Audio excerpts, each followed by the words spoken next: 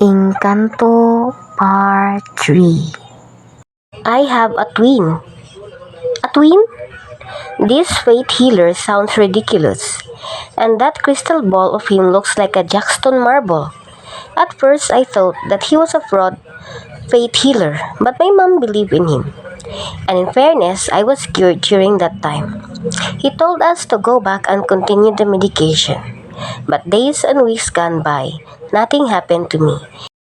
Until years passed by, I was living a normal life without thinking about the unbelievable phenomenon that happened in my life during my elementary days.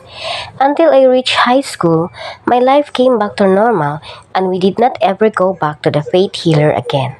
High school graduation is coming and we are all busy preparing for it. We are cleaning the whole school. All of us graduating students have been told to clean. I went home feeling tired and sore all over my body, so I immediately went inside my room and took a nap. An hour later, I woke up because the itchiness of my head is unbearable. It's very itchy, and I felt hot, very hot all over my body. I immediately looked at my fingertips. All of the 10 are swollen red. My face became itchy too. Small rashes and bruises all over my face and body. I rushed to my mom's door and told her that the swelling of my hands came back, but she ignored me and thought that it's nothing as I'm already healed. That was what she thought though, because it's been a while that I didn't have an attack.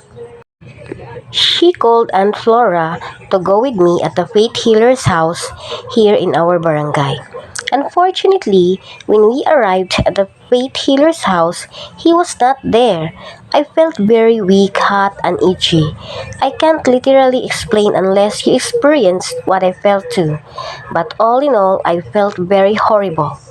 Then one by one, my body became numb and frozen. Starting from my feet up to my legs, it was hard and became paralyzed. Aunt Flora laid me down at the bench outside where we are still waiting for the faith healer to arrive. Next is my arm. It is very hard and becomes paralyzed. I cannot move at all, even in my private parts. I felt it was frozen hard. My hands were bent upwards, very hard and paralyzed. Aunt Flora was trying her might to massage my fingers, but it's no use at all, as it is very hard to move. Then I spoke to myself. Is this the end of me? Will I die? All is frozen hard and paralyzed. I cannot even blink my eyes. So I called Aunt Flora in a whisper way, as I cannot move and open my mouth, but thankfully I was able to speak. I bid farewell and said goodbye to her, because at that time I felt hopeless and are dying. We called it here in Cebuano word, nanamilit. I told her to please tell my mom that I cannot hold it any longer. I'm feeling numb and paralyzed. I felt like dying. If you look at my fingers, which bends upwards, it looks like I'm possessed, but I'm a fighter. Even though my body surrendered, my mind did not. They cannot freeze my mind. I am the one controlling it. They cannot easily destroy my faith and determination. I was about to close my eyes when I heard my mom shouting. She arrived and was horrified upon seeing my situation. I totally closed my eyes. I just don't want to close it, but it's also freezing and very hard to open. They thought that I fainted, but I'm not. I can still hear the voices around me. My mom shouted in panic and asked the faith healer's daughter its whereabouts. Then I can hear she immediately ran and left me with Aunt Flora. After a few moments, she came back with the faith healer. The faith healer massages my feet and arms gently while mumbling his Latin words. Those words that we cannot understand and are yet so powerful.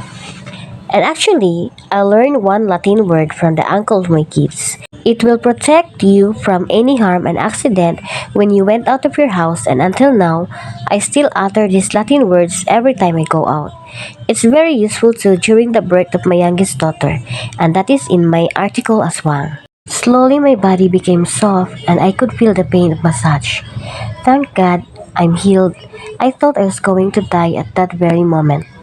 But she said and Flora died later because she was cursed by Baran. That is also a part to my supernatural series. Finally, I was fully healed. The faith healer said that it is still the unknown who caused me my nearly death experience.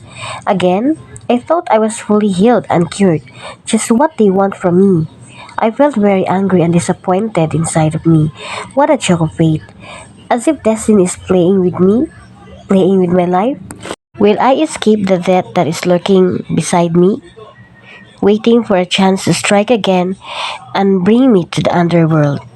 Just who exactly that Engkanto? Why they will never give me peace? I offended them, but I already asked and offered for forgiveness, and now they are back again.